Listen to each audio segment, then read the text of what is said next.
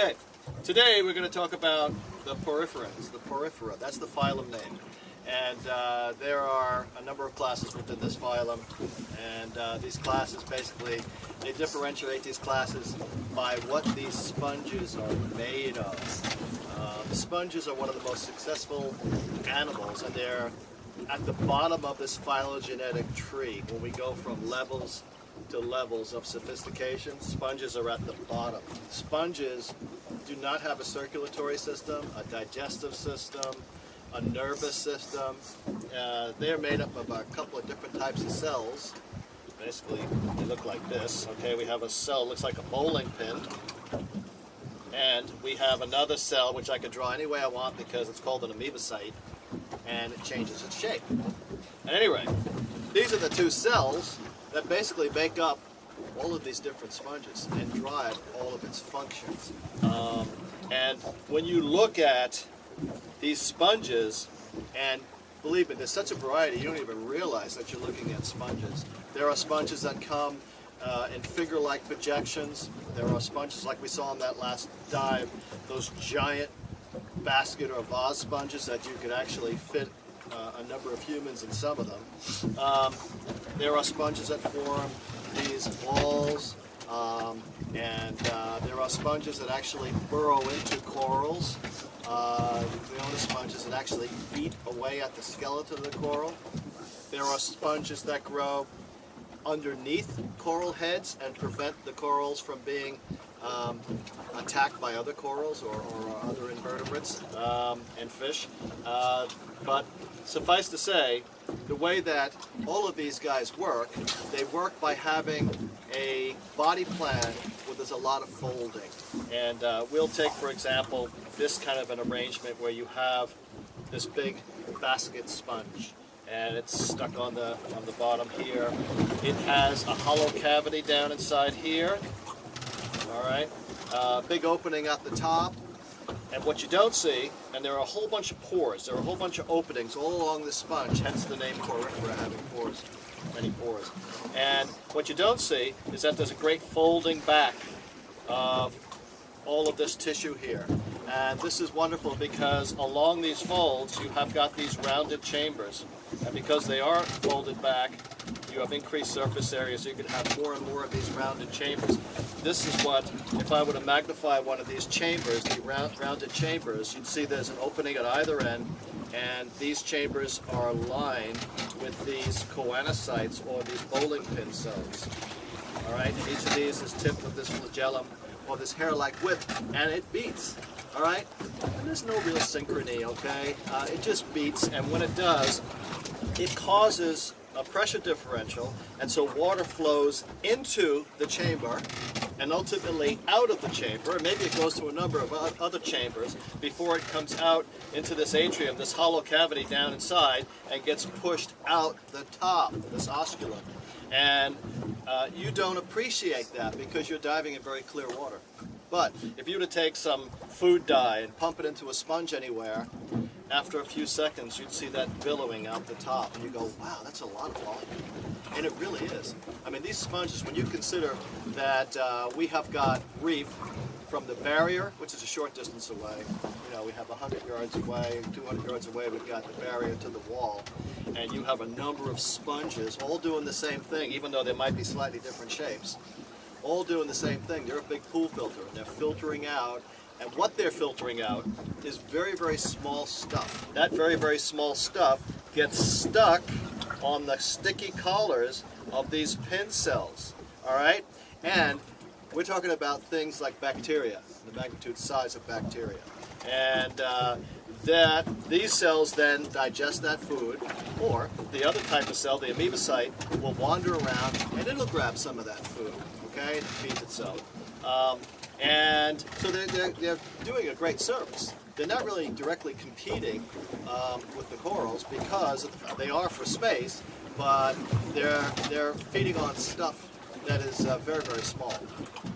Now, these sponges are, when they need to make their skeleton. Now, their skeleton, you could do different classes of sponges. You have sponges that have these splinters, okay? And species A will have a splinter like that, and B will have splinters that look like that.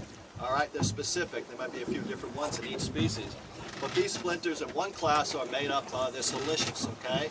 And these are the glass sponges. Or they're made up of a calcium carbonate. You tried that big basket sponge down there, you go to touch it, and it's rigid, it's really hard, because they have, like limestone, calcium carbonate making up their sponges. There's even a class of sponge called the sclerosponges that are found, and we'll see them here in Cayman, and they were thought to have been extinct, down in deep caves where there's no light, and these sclerosponges lay down a very, very dense skeleton just underneath them, and they're way, way more dense and stronger than a coral skeleton. I mean, they're solid. At any rate, how they make these things is that these cells will differentiate. There'll be one cell on this end, and there'll be another cell on this end, and they'll actually produce this spicule. If they need they have to make gametes so they can reproduce. Well, these cells differentiate into the gametes. And you want to see something really cool. There are times of the year, particularly in March for these big basket sponges, where people will come up from a dive and they'll go, "Oh my God, that was so cool. Did you see the sponges? They were smoking. I mean, it's billowing smoke." And they're going, "Oh, I took my mask off and it was just, I was basking in all the smoke." That's sperm, okay? And they can't get clean enough. At any rate, this coincides with a stronger than normal tidal flow around different moon phases. So now these gametes are going down the reef track until they get over another sponge of the same species. They have both male and female gametes. And now it'll induce the next one to send out the eggs. And now you think this is cool with the smoking. It pales in comparison to the eggs because they get all congealed, they get stuck together until they're the size of popcorn, all these clusters of eggs. And it's like a blizzard on the reef. And that's a really dramatic form. But other times of the year you'll see sponges that appear to be smoking.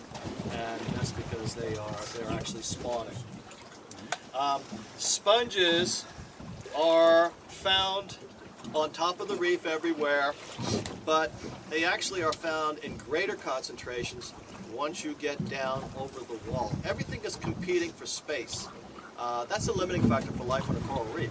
It's substrate, good, hard substrate that is within the photic zone. Once you get out of the photic zone or down deep enough where there's not enough light intensity for photosynthesis to occur, corals have an association with these symbionts that everybody calls algae. They're dinoflagellates, which are animals that can photosynthesize. And they need to be in the photic zone. Sponges don't need to be there. So once you get down below 300 feet, we used to have a deep submarine here before the hurricane took it out, and you would see a sponge belt, 600 feet down. You see these tremendous sponges because, you know what, they just keep growing. These are very long-lived organisms. They just keep growing and growing and growing. We had tremendous sponges at Northwest Point. You could fit a number of people in a sponge. They get knocked off their pedestal and then they roll down the wall. But when you're down 600, 700 feet, there isn't enough wave activity on the surface that's going to create a surge that's going to damage them. So they're of an enormous size. Now these sponges, you could touch these sponges, but you have to be careful, and you won't hurt anything. But there is a sponge, and if you touch that, that has a lot of repugnant chemicals in it, we'll say. Okay, it's called a dread red or a fire sponge. And it doesn't appear to be red because we lose red very quickly. It's brown, and it's very, very common. Next time we go on a dive, I'll point it out to you. Very common. And that is way worse than fire coral. You'll get a severe dermatitis, and it'll keep burning well beyond your initial touch. But very successful animals, very simple animals, and it is from this base of this phylogenetic tree that we'll begin to talk about different groups of animals. The next big group up, probably the most important group here, is the group called Cnidaria. And that's the group that includes all the animals that can sting you, these are the hard corals, soft corals, jellyfish, anemones, hydroids, and so on. Well, anyway, there you go. Now you have an understanding of the sponges or poriferans.